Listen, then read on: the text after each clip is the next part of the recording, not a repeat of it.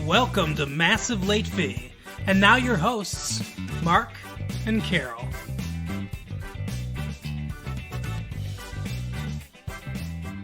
Well, hello everyone. Welcome back to Massive Late Fee. My name is Mark. With me as always is my girlfriend Carol. How you doing, Carol? Hey, what's up? We've had a good week here at Massive Late Fee. You guys are really doing a good job sharing the tapes with everybody. We're getting letters from different parts of the world, different people that have listened to our show and said that they like it and all that stuff. So we really appreciate all the outpouring of support that we've been getting. You guys can keep it coming. But yeah, we're pretty happy with everything, the way it's going. Yeah, it's pretty exciting every time that I hear that somebody even bothered to listen to our tapes. It makes me happy, let alone that they share them and like them. Yeah, absolutely. But no news this week. No news is good news, so I guess it's good news this week. Because Carol won, that's why there's no news this week. Yeah, well, there's not really anything going on either, which is another reason why Carol got to win. Yeah, but see, I saved you all from listening to the boring stuff. So I guess we'll get right into it with 90210. We've got no Lonely Hearts. We've got no news. We've got nothing. I didn't plan on doing anything else either. So might be a short one this week. So we get straight to the stuff that you're listening to hear in the first place. Okay, so 90210 this week was... I could talk about how I went to Laser Quest. Okay, do you want to talk about Laser Quest? Have we talked about Laser Quest yet? I don't think so. I went to Laser Quest with my friend Mike and my friend Bill and my friend Bob. Billy and Bobby and Mikey. Hee hee. Wow. Well, that's quite you're infantilizing them. I don't know why. I don't know. I'm just saying shit. Are you trying to say that laser tag is a child's activity? Well, it is. It's really popular now. There are adults in there that play with us. A lot of them. Okay, well, they're lame and they need to get a life. I finished first in one of the games. It was great. Congratulations. I always have a really good accuracy, which is important to me. I'm always like 90% or higher. Okay. So I had a 95% accuracy. You get bonus points for that. And the guy, he goes through all the rules and everything, and then he always ends it with play hard, play strong, and play to survive. Wow, that sounds awesome. It's fun. No, I know. We should probably be going to the mall and braiding each other's hair, right? No, because you don't have long hair. Duh. I think you're missing my point. My point is we do guy-type activities. You do girl-type activities. But you're making fun of our guy-type activities. Well, because they're lame. Well, so's braiding your hair and talking about boys. That's lame, too. Oh, so you're lame? So talking about you is lame? Wasting brain power on you is lame? Trying to look pretty for you is lame? I mean, that's what you're saying here. Okay, well then, reading Tiger Beat magazine and talking about Jonathan Taylor Thomas is lame. How about that? Ew. Well, that's what lots of girls do. We don't do that. Lots of girls do. I've never, ever read Tiger Beat magazine. I'm sorry. And Jonathan Taylor Thomas is not my cup of tea. Thank you very much. I'm sorry. I forgot. You don't do anything that's lame. You're just perfect. Because I'm cool. Okay. I am cool, and you are lame, but I love you anyway. Have you ever heard of something called Dungeons and Dragons? Yes. Miss Cool? And it's awesome. What about Magic the Gathering? Again, super cool. Uh-huh. Shut up. Very cool stuff. It is. You're just jealous because you're not cool enough to be in my Dungeons and Dragons group. Okay. Oh, I couldn't be in your Dungeons and Dragons group if I wanted to be? Well, I don't know. Do you think that you could even sit for 3 hours and play a tabletop role-playing game without making fun of everybody? I don't know. Yeah, see, I don't think you could. So, no, you couldn't. Anyway, so 90210. Go ahead, Carol. Speaking of lame, let's talk about 90210. All right, 90210 this week. Very Brenda-heavy episode. And Luke Perry, Dylan. Oh, yeah, that's right. It was, yeah. Okay, I remember what happened now. Yes, it was a very Brenda-heavy episode. So someone call it Brenda-centric. Yes, that could be our new word, Brenda-centric. So she's supposed to babysit, and she's looking for a copy of what movie was it? Are you kidding me? No. Dirty Dancing. Dirty Dancing. Every woman's favorite movie, 1987's Dirty Dancing. So she wanted to watch. I don't know why you would assume that babysitting means watching Dirty Dancing, though. That seems weird. Like, does she not work when she babysits? I work when I babysit. I don't have time to sit around and watch movies. I think when she babysits, she wants to have the time of her life. So no. Okay. So she went to 3 different video stores to find a copy of this movie. It's like, if you like it that much, go to the mall and buy it. Seriously? Anyway. Yeah, go to whatever, Harmony House. FYE. I don't know. Anyways, she it gets canceled because the kid has the chicken pox.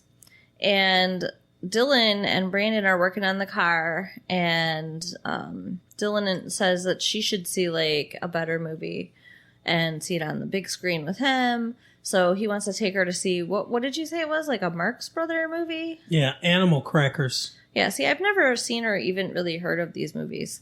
Every one of their movies was based on. Every one of their movies was the title was another word for nonsense. Animal crackers, horse feathers, duck soup. All those things mean nonsense, basically. Well, I mean, okay, duck soup, I could see somebody eating a bowl of duck soup. Animal crackers exist, but horse feathers? Horses don't have feathers. That's nonsense. Yeah, well, horse feathers is just a term meaning nonsense. It's a really, really old term. Oh. I think it goes back to, they all just mean nonsense. Okay. I think horse feathers goes back to even colonial times, where someone would say, they'd make some claim and they'd say, that's horse feathers. Meaning, it doesn't exist, it's nonsense. Okay, I gotcha. Okay, so they're going to go see this movie, and he decides to stop by his apartment or his house, or apparently he doesn't live in the hotel anymore. Yeah, I don't know what's going on with that, but are we sure that wasn't the hotel? It might have been. Just from a different view? Yeah, it might have been the hotel that he was at with his dad and the people. So his dad's there, and he doesn't even know his dad's in town. Yeah. They get in this big fight. By the way, not the best Marx Brothers movie. Duck Soup is the best Marx Brothers movie. Okay. That's the one where he pretends to be the count of some made-up country. It's got political sort of allegory. It's funny. Okay. The Marx Brothers are good, but I wouldn't go see a film festival of all some of their movies. I could take or leave. Okay. I definitely wouldn't go to a film festival of Marx Brothers movies. I know you wouldn't. Yeah. But this is what he has chosen to invite Brenda to do on a date. Yeah. But he ends up getting in this huge fight with his dad. Everything he does is something someone 40 years older than he is would do. Because he is. Drives a classic Porsche. Go see movies from 1932. All that stuff. It's just, he's, I guess, an old soul. Right. I suppose they're trying to go for that James Dean. Down to the car. But that car is very reminiscent of the car James Dean died in, actually. Oh. Creepy. Yeah. Okay. So, yeah, he gets in a huge fight with his dad. Yeah. His dad said, I asked you to do some things while I was gone. I'm assuming illegal things, based on what Brandon and Brenda's dad say. Yeah, their dad decides that he doesn't want Brenda dating him because he thinks that he is bad news, only because his dad's bad news, which is dumb. Like, yeah, he fair. Says it's bad news bears, Brenda. But he gets really upset and, goes like running out, and Brenda's, chasing after him. And then he starts screaming. Yeah. He goes full psychotic. Yeah. And it's like the, you're tearing me apart from the James Dean thing to kind of Rebel Without a Cause. But, or was that in Giant? I don't remember. I think it was Rebel Without a Cause. Either way, he goes full crazy. He picks up, she says something like, just calm down, or why can't you just talk, or something like that. He picks up a flower pot and just smashes it on the ground. Yeah. Totally crazy. She runs away. He chases after her, grabs her, and, he says, I'm sorry, it's not you, or whatever. They start hugging, and then he just starts crying and saying that his dad drives him nuts and all this stuff. It's so weird because it seems like a huge overreaction to his dad just yelling at him. Yeah, but I mean, they also hadn't seen each other in like more than a year, so I think there was a lot more going on there than just his dad yelling at him this time. Yeah, I think there's a lot of history there, obviously. But what's weird to me is this is their first kiss. He's like screaming and she's running and there's crying and there's hugging and they start kissing. And like I realize emotions were high, which can, lead to stuff, but it didn't seem like a romantic moment to start making out. Maybe she likes that though. All that drama and shit. Maybe. It's funny too, going back to the very beginning of the episode, when he comes out from under the car, the camera is sort of ground level, where sort of his point of view, underneath it's not underneath the car, but it's at that level. And then it pans up her legs to her, like he's checking out her legs. Okay. And I guess she has, fine legs. She's short. You can tell she's short. Her legs are sort of stubby. It's not like that long, elegant view of, I'm not a leg guy anyway, but it's not like that long, elegant view of legs. It's literally about 10 seconds just of pan up because she's so short. Well, dear God, I would hope you're not a leg guy. You wouldn't be with me if you were. My legs are like the shortest legs ever. I'm 4'11" and a half. Like literally munchkin sized. But yeah, so they start making out. They don't go to the movie because apparently they're just making out the whole night. Is that supposed to count as a date? Because I would not count that as a date. She doesn't watch a Marx Brothers movie this whole time, which maybe is good. Right? So, he takes her home. They make out more in the car before she goes in. It's just all making out. I think that counts as a date. Making out? Don't you? No. They didn't talk. They didn't eat. They didn't participate in an activity. They just made out. They participated in an activity. Making out is an activity. I don't know. I think that, some kind of formal event should occur on a date, especially for a first date. Well, yeah, probably. But whatever. I mean, we don't always go out. Yeah, but it's not a first date. We've been dating a long time, so, but when we don't go out, I don't count it as a date at all. Okay. I just look at it as us hanging out and spending time together. Yeah. Okay, so like I said, her dad doesn't like this at all, and actually says to her that he doesn't want her going on another date with Dylan because he wants to take her out. And she's like, "Well, I'll just make plans with Kelly instead." Yeah. Like who doesn't know that means she's still going out with him? Like I don't understand. Yeah, I agree, and she says to Brandon, "You want to help me out here?" Since Dylan's his friend, and Brandon's basically like, he kind of fumbles around, and then his dad says he's got nothing to add to this. Right. Well, it really isn't his place, and I think she was putting him in a shitty situation. Yeah, well, as we find out, he's not super thrilled about this either. Right. Yeah, I mean, for different reasons. Even though him and Dylan are friends, he doesn't trust that Dylan's not going to, just hurt Brenda because apparently he has a reputation with girls. Well, I think part of it is that he doesn't want her to hurt Brenda, and part of it is that it's his friend, and he doesn't want to lose his friend to a relationship with his sister, basically. Yeah, he doesn't ever say that, though. No, but I think that's part of it. I agree. It probably is. Have you ever had that issue with your siblings? With my siblings? Yeah. No, they're too much older than I am. Yeah, I'm in the same boat with that. So if any of my, if my sisters had dated any of my friends, that would have been super creepy. Yeah. Because my sister that's closest to me in age is 8 years older than I am, and the other one is 14 years older than I am. So yeah, that would have been odd. Yeah. What about your cousin? No, she hasn't dated anyone that I'm friends with. Okay. So, I mean, I suppose if that ever happened, it would depend on the friend and what kind of couple they would make. Right. I can see how it would get awkward, or even just like your own friends dating would be awkward. I Yeah. mean, any kind of change like that. I have had that happen where a friend has dated another friend. That's kind of weird. Yeah. What happened? Well, they go off on their own. It's basically exactly what you would think. So we used to all hang out together. There was like 4 of us, or no, 5 of us. And then 2 of them started dating each other. And so the 3 of us would hang out, and those 2 would be paired off someplace else. And the occasional times when they would hang out, all 5 of us would still hang out together. They'd be making out in the corner or whatever. Oh, that's annoying and rude. Yeah. Okay, so Brendan does talk to Dylan about his concern. His name's still Brandon.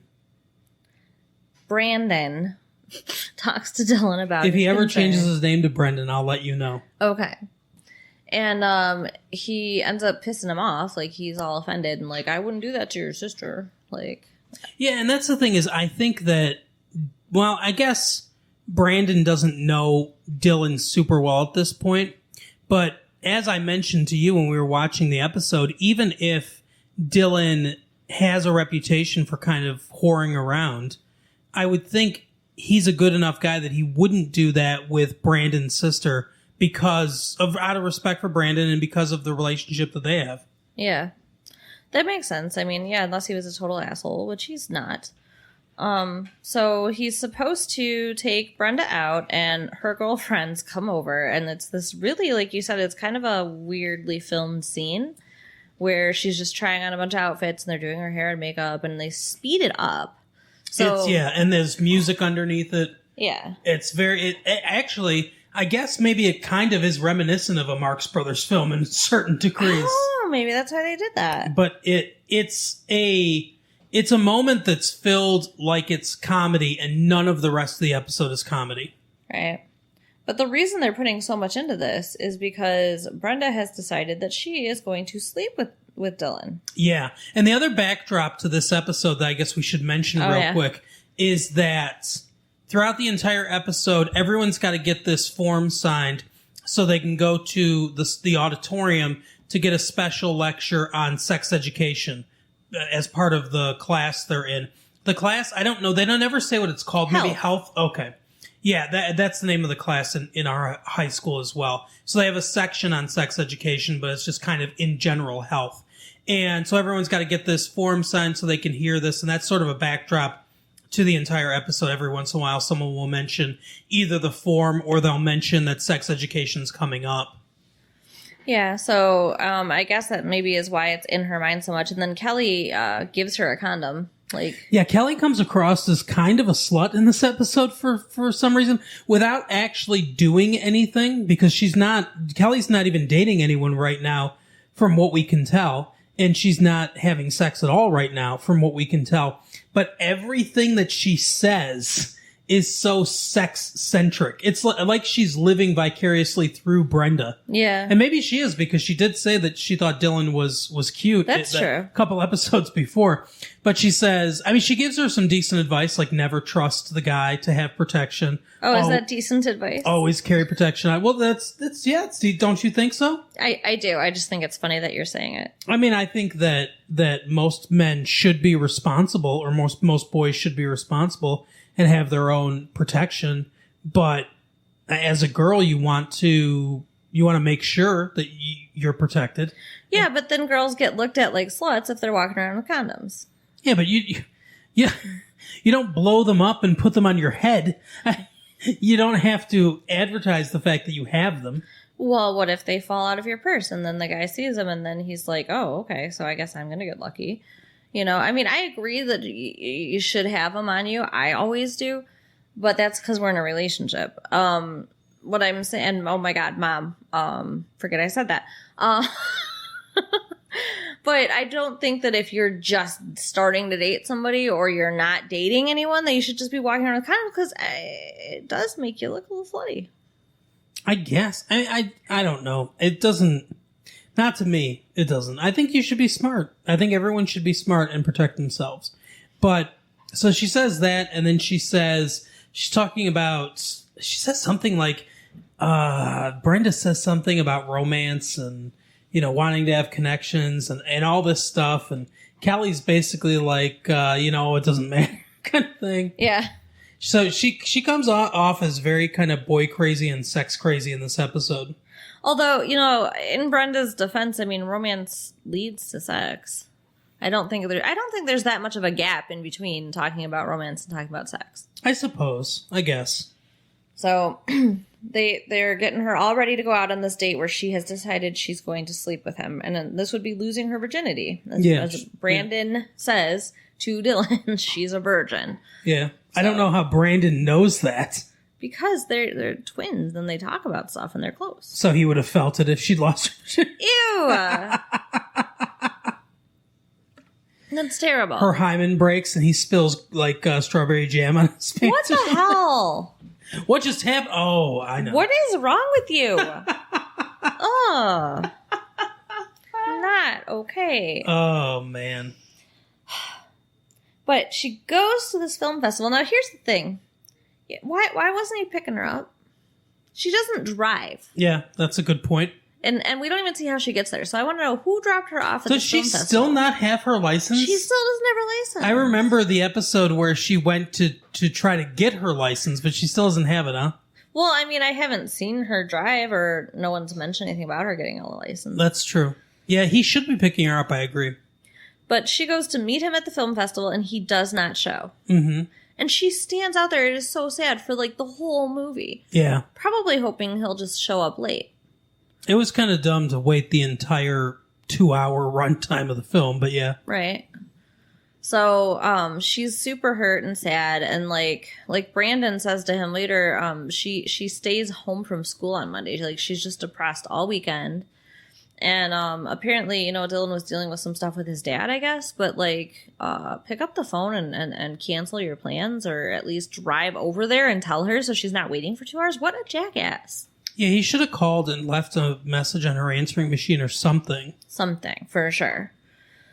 Even if he called the house and tell Brandon or his parents so somebody goes and gets her. But they weren't supposed to be together. So he can't leave a message on the answering machine. Yeah, I guess that's true. But as the episode goes on, he does, try to make it up to her. He goes to the house to talk to her. And explains, that he was dealing with all this stuff and that he wasn't trying to hurt her. And then, of course, they end up making out again, serious making out. His dad is getting indicted. Yeah. He reveals that his dad is getting indicted for an insider trading. And he sold the place where they live. They had to move someplace else. And then his dad is skipping the country, leaving somewhere overseas. And he doesn't know exactly where, because if he did, then if they called him to testify, he would have to tell him where his dad went to. But since he doesn't know, he can just, it's what do they call it? It's not willful ignorance. It's plausible deniability. Okay. He has plausible deniability because he doesn't know. He actually doesn't know. He just knows he skipped town, but he doesn't know where. So that's the situation with that. And then she called him and left a message, and he said, "Oh, they never told me that you called." And she says, "Oh, now I feel bad." And it's like, why? Right? He could have done more to try to get a message to you that, something was going on and he wouldn't be able to make it. Yeah, she said, this is weird too. She said some guy answered the phone and said that you were there, but that you wouldn't come to the phone. Mm-hmm. So, what guy? Do you think it was his dad? That seems weird. Or some underling. When they came in before, there was 5 people in there talking to his dad. Somebody like that. Somebody shredding documents. Who's just fuck it, he won't come to the phone, bye. He probably thought this is an FBI agent or something. Right. So, they hear her dad coming in, and they're racing for the door, and you can tell they've been making out. Oh, yeah. Yeah. But in real life, you can always tell, too, because people's faces are red and their lips are all swollen. Right. So, but her dad and Dylan talk, and I think that her dad's going to be better about things now. Yeah, he seems to have cooled. Dylan says that he doesn't like what his dad does or anything like that. And the dad seems to indicate that the real problem that he has is his daughter getting closer to losing her virginity. Right. Which, what dad wants that? Yeah, but still, it's not something that I think that you can forcibly stop. Right. I just don't think that's realistic. Especially at, 16 years old. Right. So that's pretty much how the episode ends. It looks like Brenda and Dylan are going to be an item now.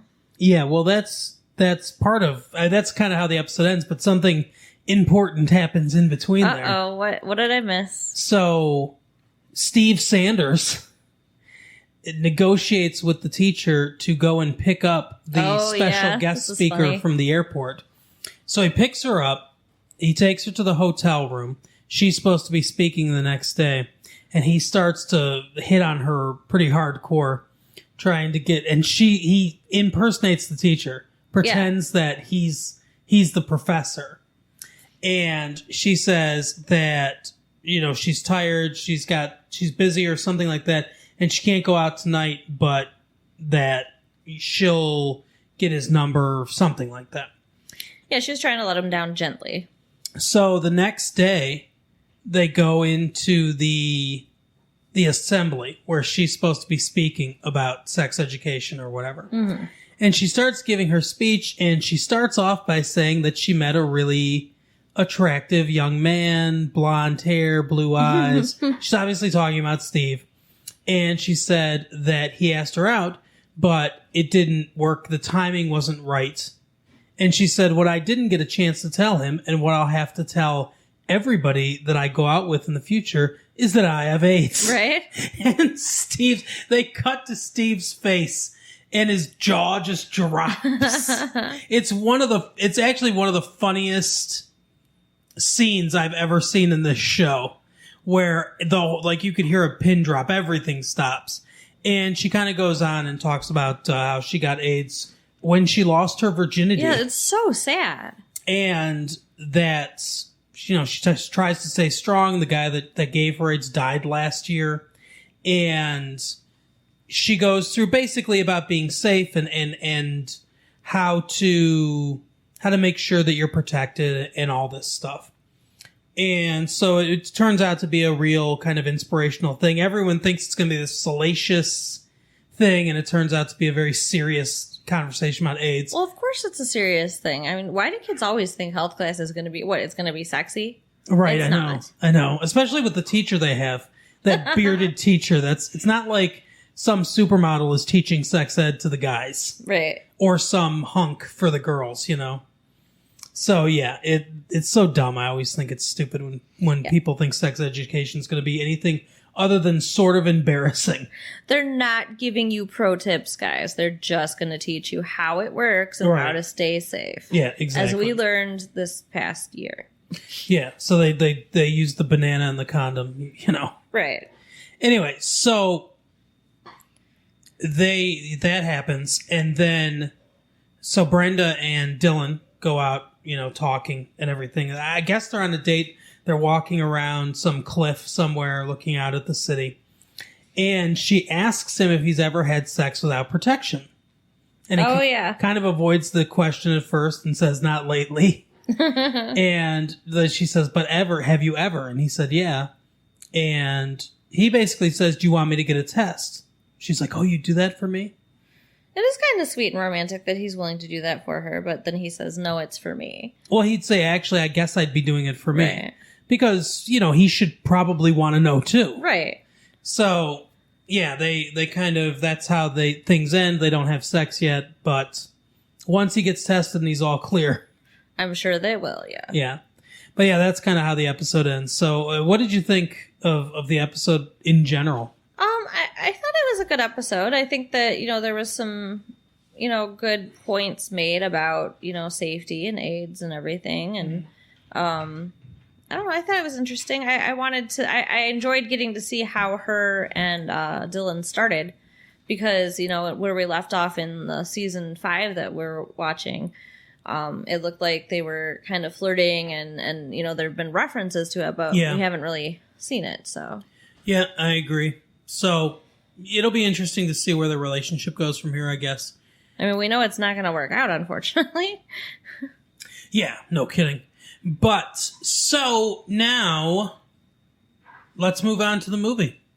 Okay. We saw The Client, based on a book by John Grisham.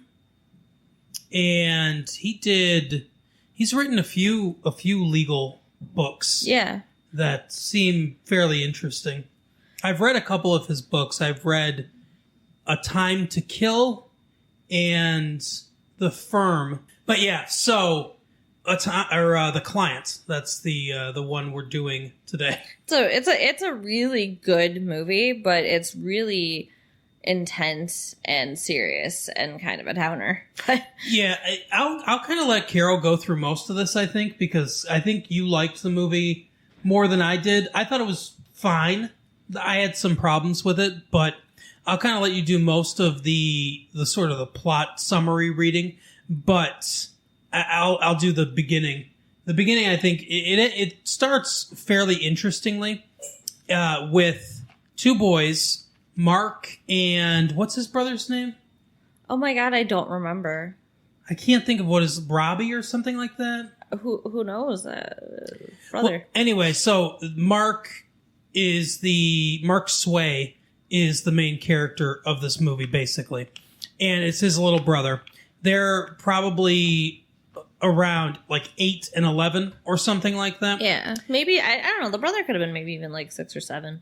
Yeah, but they're out smoking cigarettes in the woods. The woods, yeah. And this car pulls up, and this guy gets out, clearly drunk. He takes a garden hose and a handkerchief. Talking to himself like a maniac, too. Yeah. He puts one end of the garden hose in his tailpipe with this handkerchief, and then to block it so that it'll all go into the hose.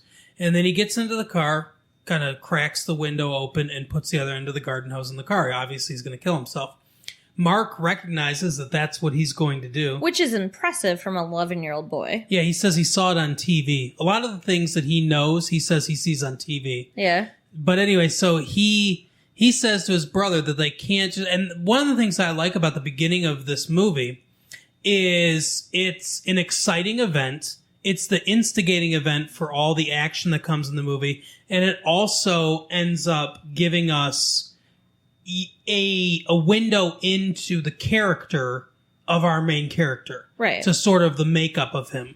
And he says that they can't just leave and let him kill himself because then that'll be on their conscience. Right. For the rest of their lives, he said it. So he crawls over there, pulls out the hose, and then crawls back. The guy figures it out, and he, comes back, puts it back in. Well, eventually, as he does that, he looks in the mirror, sees Mark coming, so then he grabs him and puts him in the car, which I thought was how horrific. Yeah. Is that he just figures, instead of telling the kid, just get out of here, right, and forget about me and let me do this, he says, okay, well, you're gonna die with me now. Which is like, just what a scumbag. So he puts him in the car with him, and then there's this gun. He says to him, oh, I'll give you a choice. He picks up the gun. He says, I'll give you a choice. I can shoot you right now, and it'll all be over with, or we can let the gas do its thing and just wait here and talk. So then they talk, and he says that he's a lawyer for some mob people. He's killing himself because he knows too much. He knows where the bodies are buried, all this stuff. And he mentions a particular body, and then it kind of cuts to the outside because, we're not supposed to know this information yet, basically. Right. Mark's supposed to know it, but we're not supposed to know it. We cut to the outside from his little brother's point of view, and his little brother was just sitting there crying. I know, that poor kid. My heart was breaking. And then he finally crawls over to pull the thing out so that his little brother, or so his big brother doesn't die. And that's when Mark gets a hold of the gun, and the guy's like, yeah, go ahead, shoot me, kill me, all this stuff. Yeah. And Mark ends up getting out of the car, being able to get out of the car. and the guy goes looking for him. He's like, oh, you better just die with me, because he's going to find out that I told you the things I shouldn't told you, and then they're going to kill you, and all this stuff. It's like, it's so weird. Just kill yourself. Right? If you're going to kill yourself, just do it. Why are you... Leave the little boy alone. Exactly. So he ends up shooting himself in the head. His little brother ends up going to his house, sucking on his thumb in his bed, totally, post-traumatic stress, as they say, as the doctor says later, just completely shut down from what he saw. He's in shock. And Mark, basically, he calls the cops because the guy killed himself, and he gets found by the cops in the woods, and then he basically says to them, well, we came across his body, and that's it. Right. And then they figure out that that's not true. He's driving in there, and driving him to the hospital or whatever, and he says something about what's his, like, he gives the guy's name. Romy. Romy. Because the guy's name's Jerome Clifford. Yeah. And he asked Mark to call him Romy since they're such good friends now. Right. So he says, I never even talked to Romy. Mm-hmm. And the cop goes, who said anything about Romy? The guy's name's Jerome, whatever. So, like, he knows right away that he's lying. Yeah. That he actually did talk to him. So then, because the brother's all comatose and everything, he's got to come clean and say that they saw him kill himself. Right. But I didn't have any conversation with him. That's when Tommy Lee Jones enters the picture. And then they do exposition through the TV, mm-hmm. which is, I mean, it's a good movie, but it's sort of a lazy way to do exposition. I guess. But anyway, so they say that a Louisiana senator is missing, presumed dead, killed by the mafia, I guess.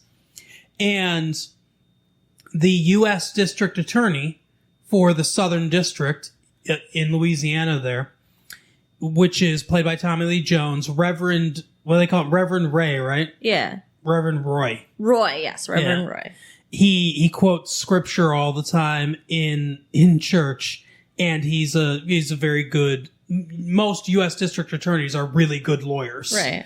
So he's trying to find out what happened. He wants to get a conviction on these people for the murder, but he needs the body in order to be able to do that. They never say exactly why they need the body. Well, yeah, I mean, that sounds like a whole other movie to figure out everything that's going on with that case. Right. But anyway, so he gets wind that Mark may have information because all of his fingerprints are found inside the car. Mm-hmm. So they know he was in there with him. Yeah, because this dick cop steals his soda can from the trash. Yeah. And does fingerprint sweep. Mm-hmm. That just seems like, I mean, it's a child. They throughout this whole movie, they do not treat him like a child. And then there's the thing, is that's one of the problems I have with the structure of this movie. Obviously, we're rooting for Mark, and we're rooting for his family and his lawyer, which we'll get to in a minute.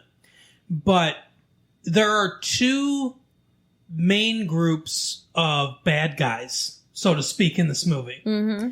The mobsters who murdered a U.S. senator for some reason, and who obviously commit murders and deal in drugs or whatever they do. So they're a clear villain.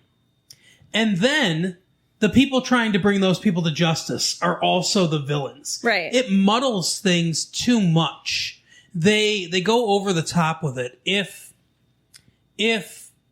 the main, and I guess Tommy Lee Jones' character doesn't get pulled into this quite as much, although they go to interview Mark, and Mark says, shouldn't I have a lawyer present? And they say, oh no, lawyers just mess things up. They really, they could be disbarred for what they're doing, questioning him without his mother present, without a lawyer present, advising him that he doesn't need a lawyer. Yeah, I mean, that was just over the top. As soon as he asked, they should have backed off. Absolutely. Obviously, he knew what he was doing. And that's the thing. They should have... They make them go over the top. The cop goes over the top with what he's trying to do. The cop could be more friendly about it, but still sort of insistent. where he's like, look, you slipped up. You called him Romy. I know you had a conversation with him, and he said that.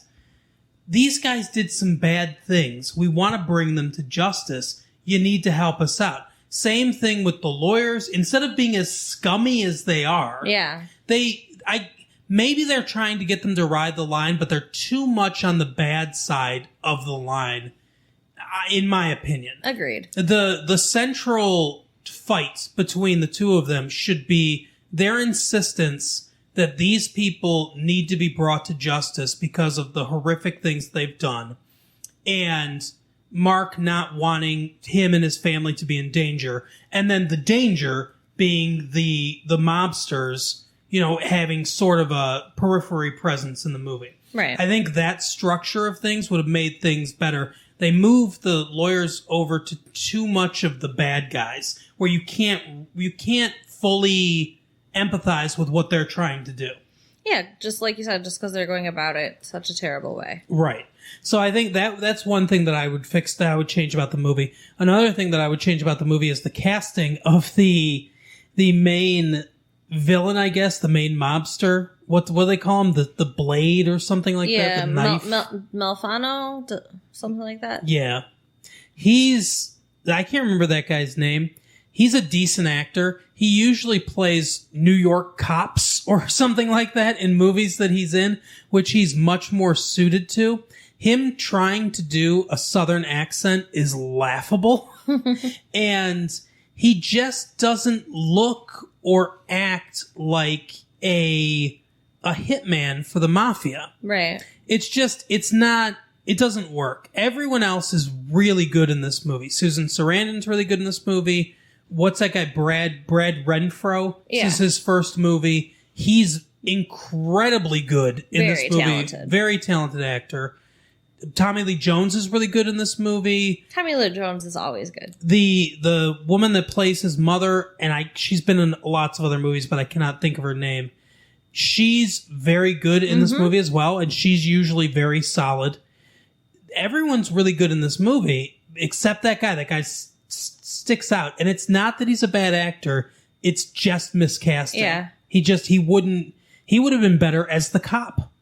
He could have played the cop in a much more friendly way while still trying to be insistent. We've got to bring these people to justice, and you're kind of standing in our way because you have the information we need.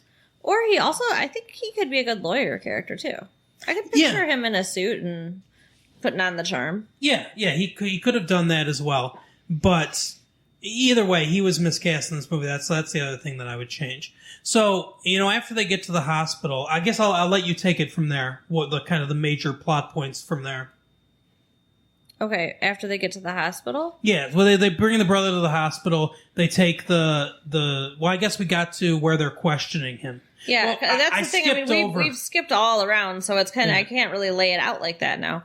But basically, they're in a hospital that takes indigent cases.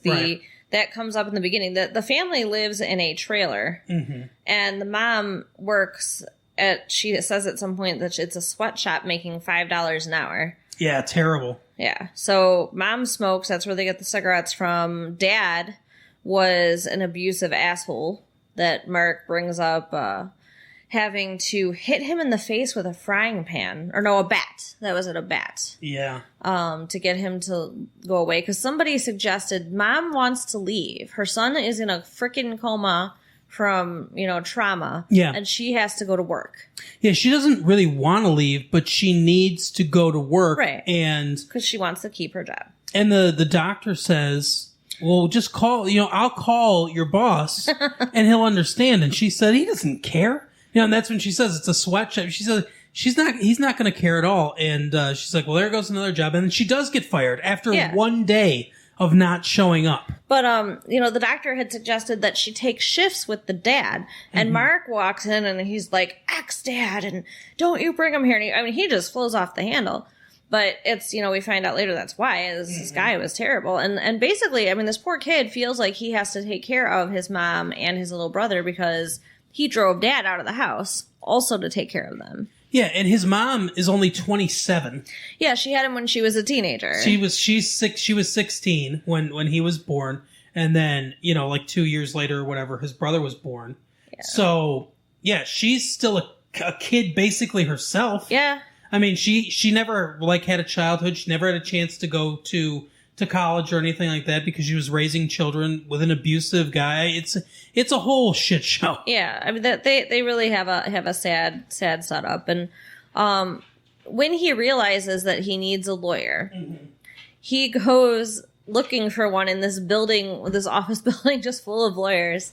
Yeah. And this is kind of comical. He's opening doors and, you know, one's like super busy and they're like, you know, are you injured? We only deal with injuries in here. Right. And then, you know, another one, the guy just looks at him. He's like, yes. And he's like, hell no, and shuts the door. Yeah, he finds the building because there's this lawyer in the hospital. Yeah. With this guy that got injured. The guy played by Matt Frewer, who was Max Headroom back in the 80s. But in a very, very small role. But Max Frewer's been in a ton of stuff. And Matt Frewer.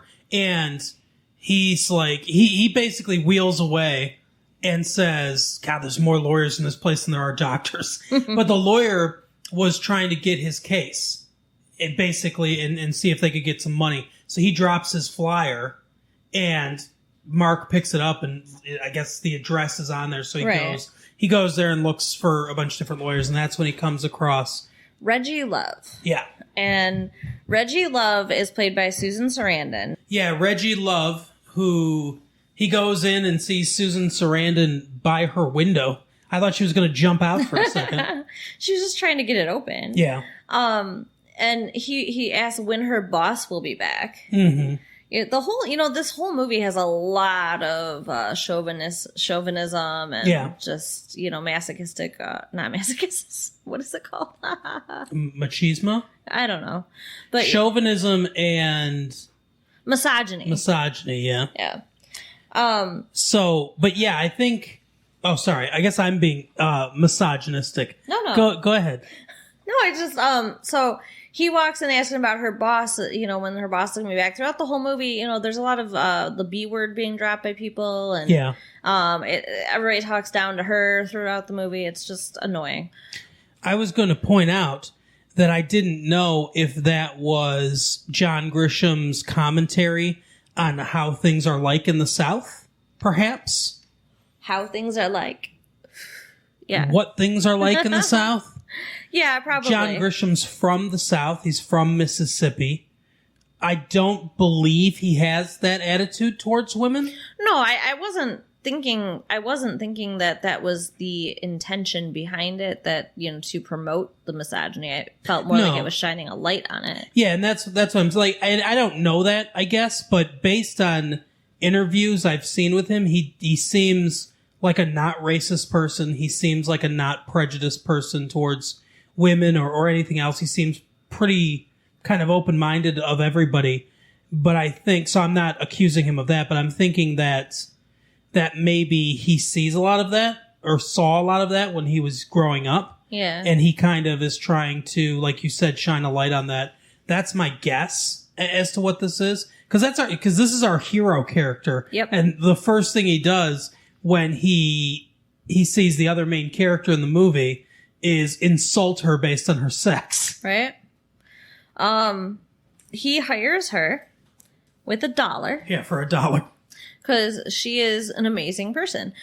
And, you know, I mean, she asks why he thinks he needs a lawyer. And he's like, I'm that kid from TV, don't you know? And blah, blah, blah. And like, as he's explaining more to her what's going on, she's like, well, you do need a lawyer. And it was just so sweet when he's like, how much do you cost? And she's like, how much you got? Yeah. And he dropped $1 on the table and she took his case. So good for her. She kind of fills the mother role throughout. Because his mom is, you know, way too busy and stressed out and on Valium. Yeah. The doctor, her son's doctor prescribed her Valium. Mary Louise Parker, that's the actress's name. She's very good. So then she had actually wired him when he went to go meet with the lawyers with Tommy Lee Jones's character. And got it on tape when they were telling him he didn't need a lawyer and all of that. So, she tells them if they lie again that she'll use the tape. Yeah. And, it comes in handy, I think, throughout the movie to kind of, get them to work with her. Yeah, I agree. So I'm kind of losing where I'm at in this movie right now. Okay, well, so I guess then we kind of switch to the mob character for a minute, and then we get sort of an idea of what's going on there. He goes to his boss, who's his uncle, and basically says, "I can't move the body." The uncle says that he said something, or maybe it was the hitman character. I don't remember. But they say they said something to the lawyer, and he was like, "I was just trying to put a fright in him, not get him to blow his head off or whatever." Right. And they kind of, because the media is sort of playing up this story, Mark comes to their attention, and they're like, "Well, he might know something, and we can't let them find the body. And I can't move the body yet because cops are crawling all over the place right now." So they go to see if they, need to kill him, basically kill this kid. And from there, Tommy Lee Jones comes in, and I don't remember exactly what happens. Yeah, it's kind of it's a lot through the whole movie. It's going back and forth between the lawyers and the mob, but no matter which way that Mark is turning, somebody's coming after him and wanting to know, what do you know? What do you know? What do you know? It's amazing that he's not in a freaking, stress coma and on Valium and shit. Yeah, no kidding. And, at one point he hears when Reggie is talking to the other lawyers, something about, does his mom know that, you have a history of being institutionalized for drugs and alcohol? Right. So he wants to fire her. He gets pissed and just takes off. She doesn't even know what's wrong. She's chasing him down the street. And then there's this media mob outside the hospital that all come running at him. So he hops in her car. And it's basically it really is like kidnapping. She takes him to her house. He doesn't want to come in. He doesn't even want to work with her anymore. And he's just like, "I'm just going to stand out here and hitchhike back," and blah, blah, blah. And eventually one of the mob guys comes and tries to get him to get in their car. They burn the trailer down, too. Yeah. They burn the trailer down so that there's nothing. They've destroyed everything that they own. Yeah, they have they have literally nothing now. And what's his name from Revenge of the Nerds is that's her brother, right? But also her assistant, Susan Sarandon. Oh, yeah. I can't think of what his name is. Anthony Edwards? Is that his name? I didn't know it was her brother, though, but... Maybe it's just her assistant. I don't know. But yeah, he's there at the house with them. But yeah, I just remember him from Revenge of the Nerds when he had hair. But we get a little bit of insight into her character at that time, and she kind of, explains to Mark what happened with her. Like, she went through a divorce, and she put her husband through medical school. Yeah. And as soon as he, was done and successful, he traded her in for a younger model. Yep. And then she started taking, it sounded like pills. Yep. And then she lost her children. They said she was unfit.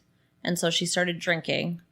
And then when she got herself clean and sober, she went to law school and became a lawyer. And she actually specializes in divorce and custody. Yeah. So, she's trying to fix the mistakes in her own life. Yeah, it's very her backstory is very interesting. Yeah. They spend a lot of time on characterization for the characters, which is nice. Yeah, which is why I think we can speak so much more about character than actual plot, because the plot's just a jumble. Yeah, the plot kind of meanders for a little while in the middle of the movie, and then we get to sort of the head of the matter, where Tommy Lee Jones says, this dude needs to testify. Yeah. And if he's not going to testify, then we're going to put pressure on him to testify, because Tommy Lee Jones, above everything else, wants to find this body and get these mobsters, and basically he'll do whatever he has to do to get it done. Right. So he puts Mark in jail. Yeah. He gets the judge to sign a custody order, And I mean, this seems so wrong. Like, I realize if a judge signs it, it's legal, but it does not seem like it should be. Mm. They take him to a women's prison and put him in his own section of the prison. And when they came to take him, his poor frickin' mother, she has one son laying there in a frickin' coma. Yeah. And they're trying to take her other kid, and she fights those cops like a feral cat. Good for her. I probably would do the same thing if I were her. Yeah, absolutely. She's like, you can't take my boy, but they do. Yeah, so they take him to jail, and then the next day they go to court. And Reggie kind of talks to the judge beforehand and says, she wants protective custody for the child. And he said, I don't know, what's going to happen with that and everything. She should be talking to Tommy Lee Jones. Right. I don't understand why they can't just get protective custody for him right away. But anyway, he goes into court and they argue back and forth. It's a lot of legalese. Written, I'm assuming accurately, John Grisham was a lawyer. John Grisham understands the law. And so it's, like I said, it's a lot of legalese, but basically they're arguing back and forth whether or not this child should be compelled to testify. They think their big argument is that to clear his name, he should testify. That's so ridiculous. And she, rightly, indignantly says, are they alleging that Mark murdered Jerome, whatever his name is, the mob lawyer? And they said, no, he's not being accused of any of that right now, but just, his fingerprints are all over the place. And right now we're only considering obstruction of justice, but he should testify just to clear his name. Obviously what they want to know where that body is. Right. I don't know why they can't just say, this child has material evidence to a capital murder case. He must be compelled to give us that evidence. Right. Or justice can't be served. That's a straightforward argument that they could make. Because it is obstruction of justice if he's not going to give the evidence. So he takes the stand and she tries to get a stay. She tries to get the venue moved. She tries anything that she can to prevent him from having to testify right now because he doesn't want to say what he saw. But she tells him you can't lie, which is true. And that's what a lawyer should be advising their client. You can't commit perjury. Yeah, she said if he does get you up on the stand, you have to tell the truth. Yeah. And so he gets on the stand and they start questioning him. He answers honestly for the first couple questions. Then as they get to the heart of the matter, he says, is taking the fifth lying? And the judge says, no, it's not lying. It's not applicable in this case, but it's not lying. And then Reggie says, given the fact that they seem so cavalier about accusing my clients, right, I would have to advise him to take the fifth. So he pleads the fifth, which is not applicable in this case. It really isn't. I think the judge allows it because the judge wants to give as much leeway to Mark as possible. His mom's not there. He says that he'll be watching out for the welfare of the boy. Him as quote unquote the court will be doing that, which is certainly his job in lieu of parents. And so I think he allows it because he's giving as much leeway as he can. But in strict legal terms, the Fifth Amendment, your Fifth Amendment protection is only if you were to give testimony that could directly implicate you in a crime. Right. And his not giving the testimony is the only thing that could be considered a crime. It could be considered obstruction of justice. His testifying wouldn't be considered a crime. The only thing that he would be testifying to that might be considered a crime is if he did actually kill this guy, which we know he didn't. And he wouldn't be saying that. So, it's only direct testimony that could implicate you in a crime. You're not compelled to do that. So it's a very broad definition of the Fifth Amendment that they're using. And the thing is, he wants so badly not to testify that he knows he's going back to jail. They're not letting him out of the court. They're taking him back into custody. Yeah, and when that happens, the judge says, as much as I don't want to, I have no other choice but to remand you into the jail, custody in jail, until we can figure all this out. And so that's what they do. And Tommy Lee Jones kind of scolds Susan Sarandon, basically saying, "You want to ruin this boy's life, or just flat out get him killed?" Right. By advising him to take the Fifth Amendment. He's obviously angry, and this is the one area. This is where I think why Tommy Lee Jones' character comes across better than any of the rest of them, because he plays it with a little more nuance, a little more humanity. I think basically what he's saying there is, let him testify. Once he tells us the information, then there are two reasons why the mobsters might want to kill him: to silence him, or for revenge for what he knows. If he testifies, you take one of those away. Right. He can no longer be silenced because we now have the information that we need. And we don't need to call him up to the stand to testify to anything else that he's heard. All we need to know is the location of the body, which he knows. And he's the only person that knows it. So the only reason they'd want to kill him after that is revenge. And, that I think Tommy Lee Jones's point of view is it would be stupid to try to kill him for revenge. Because if something happens to him, then we've got them on another murder. Yeah. We know, they'll have eyes on him, whatever, and stuff. So once he testifies, he shouldn't be in danger anymore. I think that's Tommy Lee Jones's point of view. Which, may or may not be true. They are the mob. They might kill him in cold blood just because. Yeah. That's totally true. To send a message. But that's the thing, too. I could understand if this was another mobster and they wanted to send a message to all other mobsters, hey, you rats, and we'll get you. Or even some other adult. But are they sending a message to all 11-year-old boys out there? You know what I mean? It doesn't make a lot of sense that way. I think Tommy Lee Jones has a point in the fact that if he just testifies, he's probably not going to be in danger anymore. But then Mark finds a way to break out of jail. Yeah. He fakes being sick. He fakes being sick like his brother is. Yeah. And I still don't know how he did it, though, because he got his heart rate up. He was all sweaty and stuff. What did he do? I don't know. I don't remember exactly what he did, but... But yeah, so he gets taken back to the hospital and escapes. Yeah. And then the mob is at the hospital. There are police guarding his brother, but the mob is at the hospital, and now the mob is after him again. And he and Reggie go on the run in her car.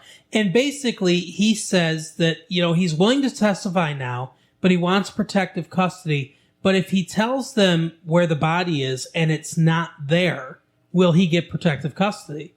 And she says, no. And he says, well, what are our options? And she says, basically, we just have to kind of roll the dice and hope that your information is accurate, that the lawyer was right. They haven't moved the body yet because Mark's worried about them having moved the body. Right. Valid concern. And so he's like, no, screw that. He goes, we need to go to Louisiana. We need to go to Louisiana and make sure that the body is there where he said it was so that, we can get protective custody. How far is it between Memphis and New Orleans? It seems like it would be further than they act like this is a short jaunt. Memphis, Tennessee to New Orleans, Louisiana. It's probably maybe 5 hours or something like that. I don't think it's super far. Okay. It's, Tennessee, so it's under Kentucky. It's, I think, the only state, I think you drive through Arkansas. And I think that's it. You drive kind of an diagonal through basically the entire state of Arkansas into Louisiana, but I don't think it's super long. Okay. So 5, maybe 6 hours, something like that. I don't think it's a real long drive, but you could do it in a day easily. So they go to New Orleans, and it turns out where the body is buried is in the boathouse of Jerome Clifford. Yeah, underneath one of the boats. He said that he wanted Jerome to always remember how close to death he was, or something like that. Isn't that just disgusting? It's the weirdest thing I can understand you not wanting your lawyer to turn on you because the lawyer has all the information, basically, by design. but I don't know. It's so dumb. Yeah. So obviously the cops were all over that after his death because they were investigating. I'm sure they were at his house too. They were, any place that he was looking for evidence and everything. So, they get there and the mob is there to move the body because now cops have finally gone and everything. And so Mark is caught on top of the boat and Susan Sarandon, Reggie Love is outside, and she grabs him. She climbs up this window and grabs him by his sneaker and pulls him out. They hear him and then they start chasing him. Mark, there's a struggle. The guy's got a gun. It gets knocked out of his hand. He pulls out his knife and he's about to cut Reggie. And Mark picks up the gun and basically says, I'm going to kill you. Let her go. Drop the knife. He drops the knife. And he implies that because Reggie's like, don't kill him. Don't shoot him. You'll be just like them. Don't sink down to their level. Give me the gun. She finally gets the gun away from him. And then the mob guy's like, you should have let him shoot me because you don't have the balls to do it. He basically indicates that he thinks that Mark would have killed him. Yeah. But she wouldn't because she doesn't have she was talking Mark down. Yeah. So that makes sense. But I think it's weird to I mean, and I know it's sort of a cliche in movies where it's like, I can look in your eyes and see if you're a killer or not. So basically he's saying he thinks Mark's willing to kill, but she's not. Yeah. It wouldn't surprise me. I guess. It's just weird because he's only 11. But so she manages though to set off an alarm. She shoots by shooting the neighbor's house. Like they have some kind of alarm out there. There's like a box that I think is part of their alarm system. Yeah. It's part of the electrical wiring of their alarm system or something. But she shoots it. So she's obviously a very good shot. Right. Because she shoots it and it goes off. This guy comes out with a shotgun. He's like, what are you doing? And starts shooting. But it was really smart because they have to take off now because the police are coming. Mm-hmm. And that buys them just enough time. Yeah, the police are all over that boathouse now again. Right. And they're able to make a deal. Yeah, Tommy Lee Jones comes down with his crew of FBI agents and other people from his law office. And, she remembers back to a conversation she had with Mark's mom about how she had always wanted a white house with a walk-in closet. Mm-hmm. So she even negotiates in this deal with him that when they put them in witness protection, that she will get a white house with a walk-in closet, which I just thought was so freaking sweet. Yeah. And so they're going to get his brother moved to a better hospital, and they get to start over.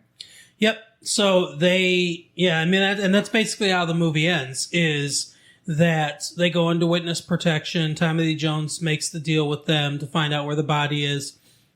He says to Susan Sarandon, because he says, you should have negotiated immunity for yourself in all this. And then she kind of pulls out the tape and says, eye for an eye or whatever. And so he says, hey, if I ever become governor, do you want a job? So that's kind of how the movie ends. Mark says, I'll never be able to see you again and all this stuff. And he's like, I'll call you. Yeah. Which I'm sure he will. But yeah, they get some startup money. She's going to get set up with a good job. And, it's implied that the brother's going to come out of everything. Well, I mean, I guess that's implied. I mean, I don't know how anybody would know, though. I mean, we just got to wait and see what happens when they get to the hospital, but we don't get to know. Yeah, he seems like he's coming out of it kind of on the plane. They really focus in on him, and it seems like he kind of looks up towards his brother and has a little spark of recognition and everything. It seems like he's starting to come out. We just get the barest hint. Maybe. I didn't really see that, but I'll take your word for that. But yeah, that's basically how the movie ends. Carol, so what did you think overall? I mean, I gave some of my reservations about the film. What did you think overall? Well, I agree with the points that you made. I still really enjoy the movie. I think that it's so well acted. The characters are just so well defined. And, it gets you emotionally invested. So, it's a good film. I enjoy it. Joel Schumacher, who directed this movie, I think has shown that he's good at working with actors, and he's good at character stuff. He's maybe not so good at the broad strokes of plot and even like pacing and things like that. His movies have a tendency to meander a little bit, but I think he's really good with characters and he's really good with actors, and that's easily the strength of this movie is the characters and the acting of the film. There are some plot stuff that I think, like I said, it meanders a little bit. I think it's a little slow in certain areas, but for the most part, I think it's pretty satisfying. Probably the other movie that I know you like that Schumacher directed is The Lost Boys. Oh yeah, that's a great one. So and he also did St. Elmo's Fire for people that are a little older than us. Probably he also directed Flatliners. So I love Flatliners. That's one of my favoriteest movies ever. We should do that one of our night days or whatever when we go to the video store. He directed another movie that I like a lot that came out last year called Falling Down with Michael Douglas. I don't think I've seen that one. It's an interesting movie. And he also directed Dying Young. I don't know if you remember that one with Julia Roberts and Campbell Scott. Oh yeah, I didn't love that movie. But yeah, so but I think you can kind of see from that filmography that it's very sort of, like I said, it's very character heavy. And he does well with actors. I think that's clearly the strength of this movie, but the plot sort of it's kind of a jumble, like you said.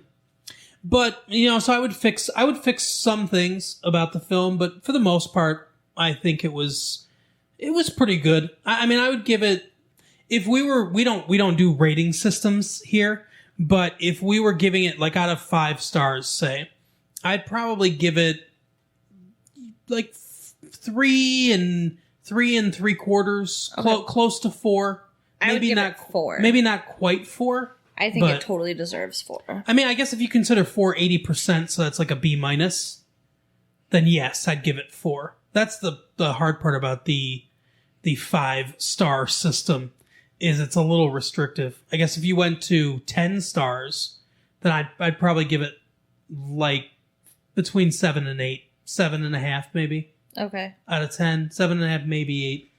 But yeah, it's hard because I can't equate that to the grading system. You know what I mean? It just doesn't work for me.